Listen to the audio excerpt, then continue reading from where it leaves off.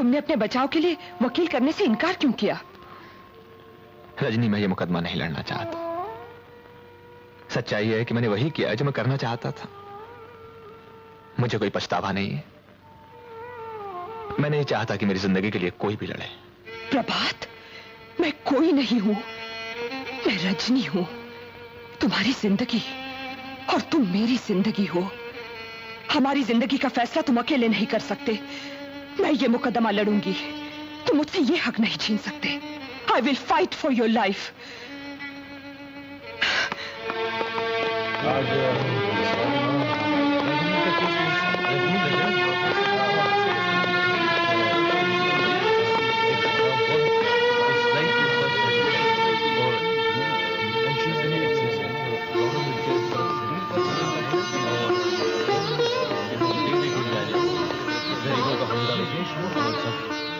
अच्छा है your honour, ये केस बिल्कुल साफ है। देखने में सीधा साधा लगने वाला प्रोफेसर प्रभात कुमार वर्मा दरअसल एक बहुत खतरनाक आदमी है। ये दिन में बच्चों को हिंदी और संस्कृत पढ़ाता और रात में पिस्तौल लेकर ऐसे निकल पड़ता जैसे शैतान बच्चे गुलेल लेकर चिड़ियां मारने निकल पड़ते हैं और जब जिसे चाहते हैं मार डालते हैं। प्रभात वर्मा को आज कर रॉबिन हुड बनने का शौक था। इस शौक को पूरा करने के लिए, अपनी बहादुरी के डंके बजवाने के लिए इन्होंने 10 दिनों में 14 खून करके एक नया रिकॉर्ड कायम किया है। योर ऑनर, ये सारे खून शौक और शोहरत के लिए सोच समझकर ठंडे दिल से किए गए हैं। जिस आदमी की नजरों में दूसरों की जिंदगी की कोई कीमत नहीं, उसे तो खुद भी जिंदा रहने का कोई हक नहीं। प्रभात कुमार वर्मा अपने जुर्म पर इकबाल कर चुके हैं। इन्हें कड़ी से कड़ी सजा मिलनी चाहिए। क्या आप अपने जुर्म का इकबाल करते हैं? जी हाँ। योर ऑनर, माफी चाहती हूं, मगर जब से अदालतें बनी हैं तब से हर मुल्जिम से यही सवाल पूछा जाता है जिसका कोई मतलब नहीं, जो नहीं पूछा जाना चाहिए। क्यों? क्योंकि अगर प्रोफेसर प्रभात वर्मा आपसे यह कहें कि उन्होंने कोई जुर्म नहीं किया तो क्या आप उनकी बात मानकर उन्हें छोड़ देंगे? योर ऑनर, अदालत के इस कटहरे में प्रोफेसर प्रभात वर्मा इसलिए खड़े हैं कि असलियत का पता लगाया जा सके, यह साबित किया जा सके कि ये अपराधी हैं या नहीं। और सरकारी वकील साहब ने अभी तक कोई भी ऐसा गवाह या सबूत पेश नहीं किया है जिससे यह साबित हो सके कि प्रोफेसर प्रभात वर्मा ने एक भी खून किया है। योर ऑनर, यह शख्स इतना चालाक है कि इसने आज तक कोई सबूत छोड़ा ही नहीं। ऐसा आतंक फैला रखा है कि शरीफ तो शरीफ, गुंडे तक इसके नाम से कांपते हैं। जिस किसी ने इसे गोली चलाते देखा वो जिंदा नहीं बचा, और जो 2-4 बच गए हैं वो इसे पहचानने से इनकार करते हैं, डरते हैं। जिस आदमी को कोई पहचानता नहीं, जिसका पता शक्ल कुछ मालूम नहीं, जिस पर किसी को शक तक नहीं, वो आदमी अपने आप को कानून के हवाले करता है, अपनी मर्जी से इस कटहरे में आकर खड़ा हो जाता है। योर ऑनर, अगर प्रोफेसर वर्मा से कुछ पूछना है तो ये पूछिए कि ये इस कटहरे में आकर क्यों खड़े हुए, इन्होंने अपने आप को कानून के हवाले क्यों किया। Please your honour. क्या आप इस सवाल का जवाब देना चाहेंगे? जज साहब, मैंने अपने आप को कानून के हवाले इसलिए किया है कि मेरी लड़ाई एक आदमी की जिंदगी और मौत की लड़ाई नहीं है। सवाल यह नहीं है कि मुझे सजा होगी या नहीं, सवाल यह है कि हमारे देश के लोग आराम से जिंदा रह सकेंगे या नहीं। आज इस देश में क्या हो रहा है? कानून कहां है? लॉ एंड ऑर्डर कहां है? जहां देखो वहां गुंडों का राज है, अराजकता है, बलात्कार ही बलात्कार है, कभी किसी अबला का, कभी सारे समाज का। गली गली में इंसानियत का खून हो रहा है, हमारी आजादी का खून हो रहा है, और हम चुपचाप खड़े देखते रहते हैं। पुलिस कुछ करना नहीं चाहती, कानून कुछ कर नहीं पा रहा, इसलिए मुझे पिस्तौल उठानी पड़ी। मगर एक जुर्म को हटाने के लिए दूसरे जुर्म का सहारा तो नहीं लिया जा सकता? अगर पुलिस की गोली से कोई अपराधी मारा जाए तो उसे जुर्म नहीं कहा जाता जज साहब। पुलिस पर मुकदमा नहीं चलाया जाता। मैंने वही किया जो पुलिस को करना चाहिए था और उसने नहीं किया। कानून शिकनी के बढ़ते हुए तूफान को रोकने के लिए मैंने एक और तूफान का सहारा लिया। आज अगर इस शहर में अमन और शांति है, लोग आजादी से चल फिर रहे हैं, जिसकी वजह वो तूफान है, वो डर है। मैं मानता हूं कि मैंने खून किए हैं, लेकिन दोष मेरा नहीं है, दोष कानून का है। आज इस कटहरे में मुझे नहीं, कानून को होना चाहिए था। लेकिन कानून को कैसे बुलाया जा सकता है? बुलाया जा सकता है योर ऑनर। मैं इस अदालत में कानून को पेश करने की इजाजत चाहती हूं। मैं समझा नहीं। मैं जस्टिस वीवी देशमुख को इस अदालत में एक गवाह के रूप में पेश करना चाहती हूं। यह नहीं हो सकता। एक जज को अदालत के कटहरे में खड़ा नहीं किया जा सकता। India is a democratic country. हमारे देश में कानून की हिफाजत के लिए प्रधानमंत्री को भी बुलाया जा सकता है। मगर जस्टिस देशमुख का इस केस से क्या ताल्लुक है? बहुत गहरा ताल्लुक है योर ऑनर। ऐसा होता तो नहीं है। फिर भी जस्टिस देशमुख को अगर कोई एतराज ना हो तो मैं जो कुछ कहूंगा सच कहूंगा, सच के सिवा कुछ नहीं कहूंगा।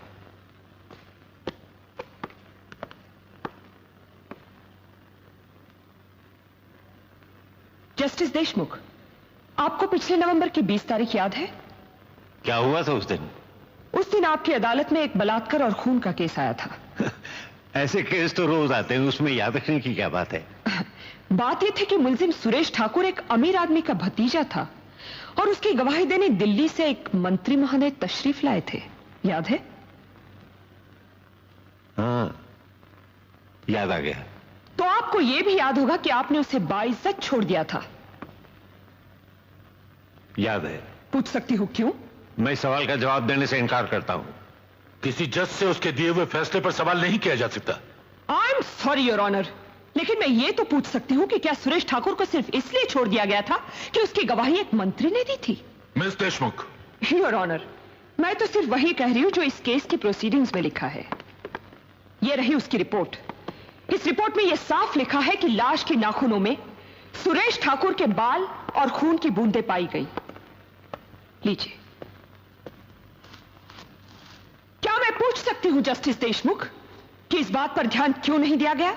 मैं एक बार पहले भी आपसे कह चुका हूं मिस देशमुख कि जज के दिए हुए फैसले पर बहस नहीं की जा सकती। मैं बहस कहां कर रही हूं योर ऑनर, मैं सिर्फ ये कह रही हूं कि खून और बाल वाली बात सच है या नहीं। खून और बालों वाली बात सच हो या ना हो, लेकिन एक मंत्री ने इस बात की गवाही दी थी कि वारदात के दिन सुरेश ठाकुर उनके साथ दिल्ली में था। दिल्ली जाना और मंत्री की गवाही बनाई जा सकती है, लेकिन खून और बाल नहीं। एक जिंदा आदमी झूठ बोल सकता है, लेकिन मुर्दे झूठ नहीं बोलते। योर ऑनर, उस लड़की की लाश पुकार पुकार कर कह रही थी कि सुरेश ठाकुर ने उसका बलात्कार किया है, उसकी हत्या की है, लेकिन उसके बाद भी उस लाश की सच को नजरअंदाज कर एक मंत्री के झूठ को सच मान लिया गया। क्या वजह थी उसकी? मैं पूछ सकती हूँ क्यों? I strongly object to this your honour. मैं किसी को भी अपनी ईमानदारी पर शक करने की इजाजत नहीं देता। You must withdraw the allegation. Your honour, मैंने किसी पर कोई आरोप नहीं लगाया है। मैंने वही कहा है जो सच है, और सच यह है कि सुरेश ठाकुर ने सुधा अडवाणी का बलात्कार किया, उसका खून किया, और उसकी लाश पर इस बात के सबूत भी पाए गए, लेकिन उसके बाद भी उसे छोड़ दिया गया। जस्टिस देशमुख, पिछले नवंबर की 20 तारीख को आपने एक अपराधी को बाइज्जत छोड़कर इंसाफ को सजा दी थी, उसे फांसी के फंदे पर लटका दिया था। Miss Deshmukh, this is contempt of court. आप चाहे मुझे भी फांसी के फंदे पर लटका दीजिए, लेकिन आज मैं ये पूछने से बाज नहीं आऊंगी कि उस दिन आपने गलत इंसाफ क्यों किया, क्या कारण था उसका। Stop it now. Justice Deshmukh, उस दिन जब आपने फैसला सुनाया था, आप एक जज थे, कानून और उसके कायदे में जकड़े हुए थे, कानून की रक्षा करना आपका फर्ज था। लेकिन आज आप पर कोई बंधन नहीं, कोई पाबंदी नहीं। आज आपने गीता पर हाथ रखकर सिर्फ सच बोलने की कसम खाई है। आज ये गीता आपकी आत्मा से पूछ रही है कि उस दिन कानून की रक्षा करते करते कहीं इंसाफ का खून तो नहीं हो गया था? उस दिन आपके दिल में कानून और इंसाफ के बीच कहीं महाभारत तो नहीं चल रहा था? बोलिए।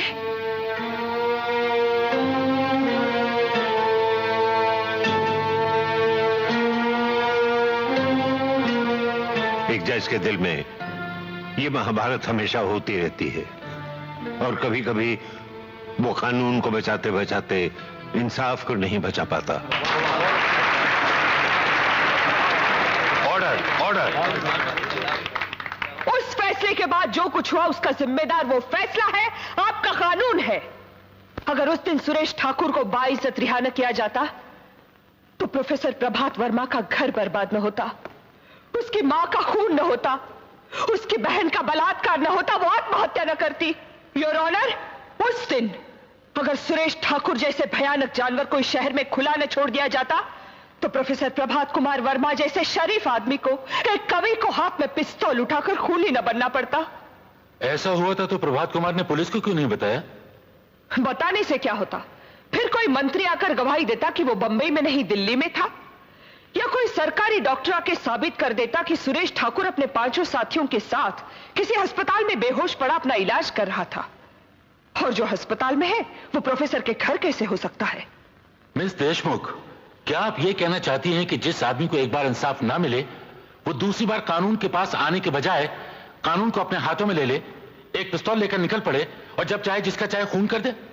योर ऑनर, प्रभात कुमार ने खून नहीं किए हैं, गुंडों को सजा दी है, इंसाफ किया है, एक जज का अधूरा काम पूरा किया है। अगर लोग इसी तरह हाथों में पिस्तौल लेकर जज बनने लगे तो गली गली में रॉबिन हुड पैदा हो जाएंगे।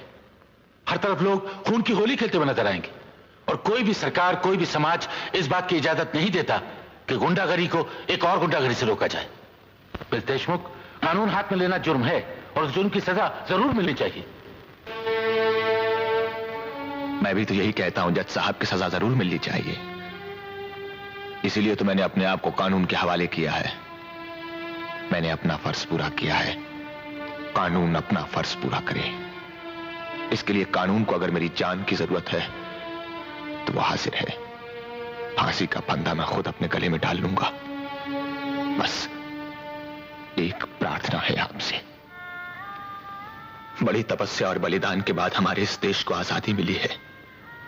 ऐसा कुछ कीजिए कि इस आजादी को हमसे कुछ छीनने ना पाए, कोई गुंडा इसका बलात्कार ना कर सके। आने वाली संतानें अपने आजाद देश में आजादी की सांस ले सके, बिना डर के जिंदा रह सके। और कानून को इतना मजबूत बना दीजिए कि फिर कभी किसी प्रभात को पिस्तौल का सहारा न लेना पड़े। इसके बदले मौत भी मिलेगी तो प्रसाद होगी, भारत माता का आशीर्वाद होगा।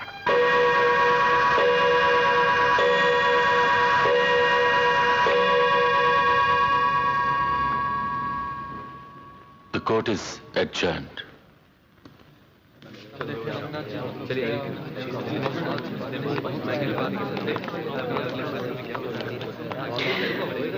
I'm sorry, पापा। इसमें सॉरी की क्या बात है? तुम्हारी बदौलत मेरे दिल से बहुत बड़ा बोझ उतर गया है। मुझे तुम पे नाज है।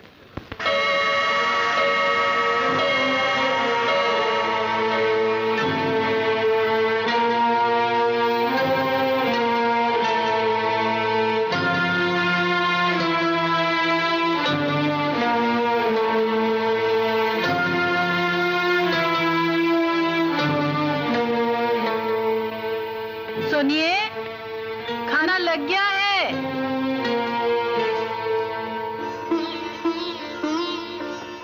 Hello daddy.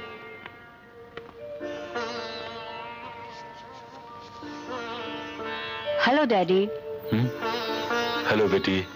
तुमसे कई बार कहा है कि अदालत की परेशानियां घर पे नहीं लाया करो। क्या करूं भाई, काम ही ऐसा है।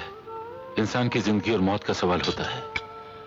आजकल रॉबिन हुड का केस चल रहा है। बात तो ठीक है, जब से वो आया है शहर में अमन हो गया है, नहीं तो जब तक रेनू कॉलेज से नहीं आ जाती थी मुझे तो डर लगा रहता था। जरा सोचिए योर ऑनर, आपकी बेटी कॉलेज से घर आ रही है, रास्ते में गुंडा उसे देख लेता है, वो भागती है, गुंडा उसका पीछा करता है, उसको पकड़ लेता है, उसका बलात्कार करना चाहता है।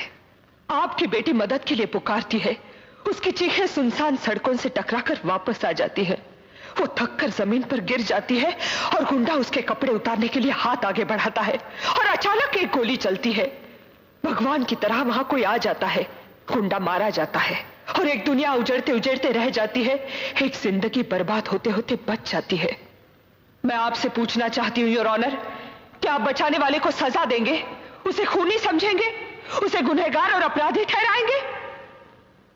तुम कहना क्या चाहती हो? योर ऑनर, प्रभात कुमार मुजरिम नहीं है। उन्होंने जो कुछ भी किया है वो कानून की हिफाजत के लिए किया है, आपको और आपको बचाने के लिए किया है। और ये साबित करने के लिए मैं इंस्पेक्टर शफी को एक गवाह के रूप में पेश करने की इजाजत चाहती हूं। इंस्पेक्टर शफी।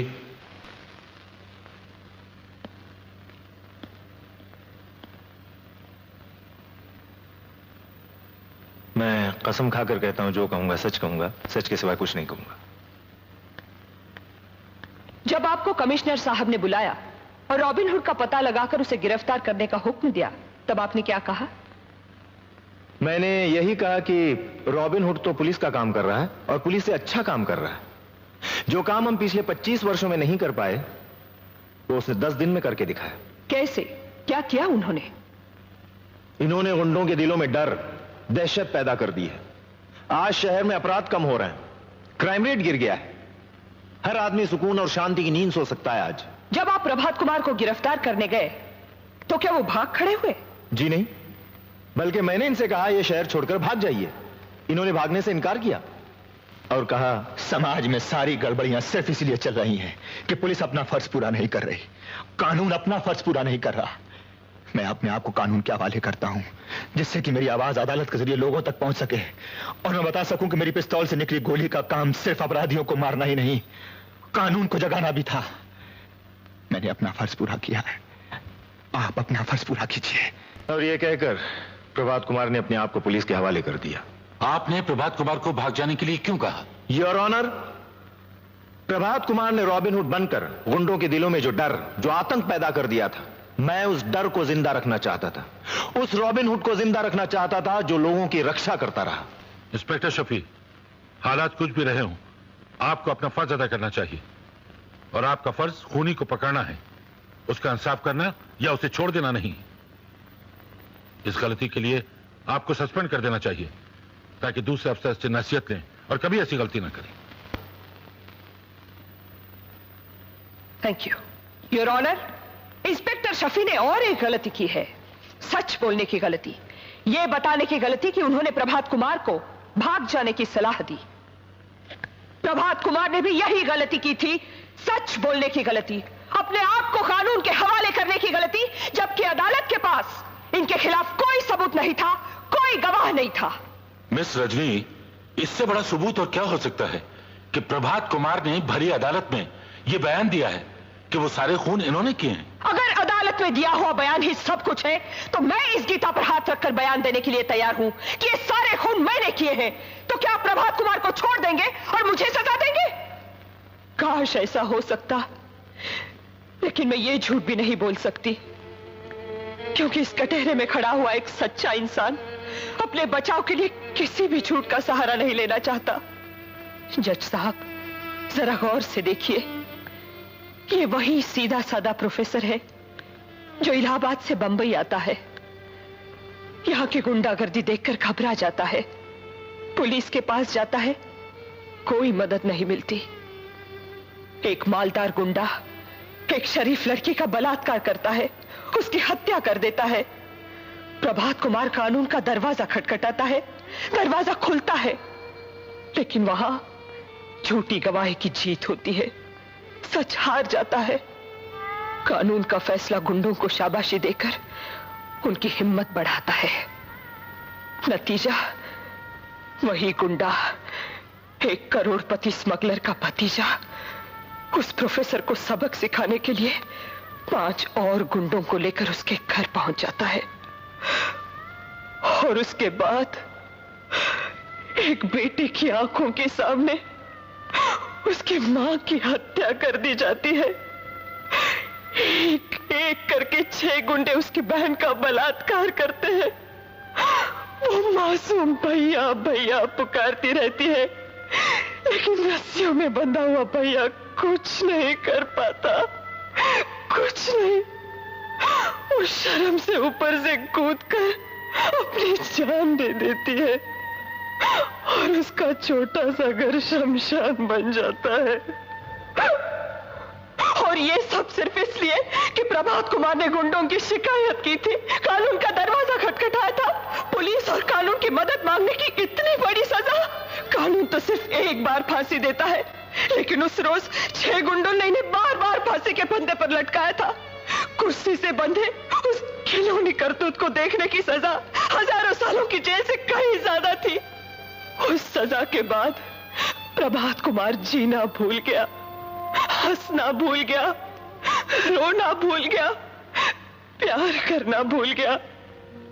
मैं पूछती हूँ, दुनिया की कौन सी अदालत प्रभात कुमार को इससे बड़ी सजा दे सकती है? योर ऑनर, अगर आप प्रभात कुमार को कुछ देना ही चाहते हैं तो उसे उसकी मां दे दीजिए, उसकी बहन दे दीजिए, वो मुस्कुराहटें दे दीजिए जो मिट चुकी है, वो दिल दे दीजिए जो प्यार करता था। मगर आपका कानून ये सब कुछ नहीं दे सकता। अगर दे सकता है तो मौत, सिर्फ मौत।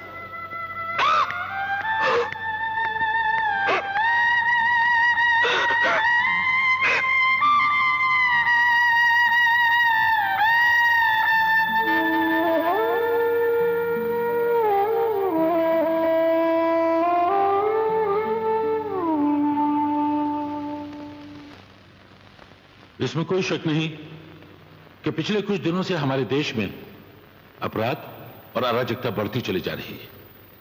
अब सवाल यह है कि हम और आप इस अराजकता के लिए क्या कर रहे हैं? चुपचाप देखते रहना या कानून और सरकार को गालियां देना इसका इलाज नहीं, और नहीं इसका इलाज कानून को हाथ में लेकर लोगों का खून करना है। दोनों रास्ते गलत हैं।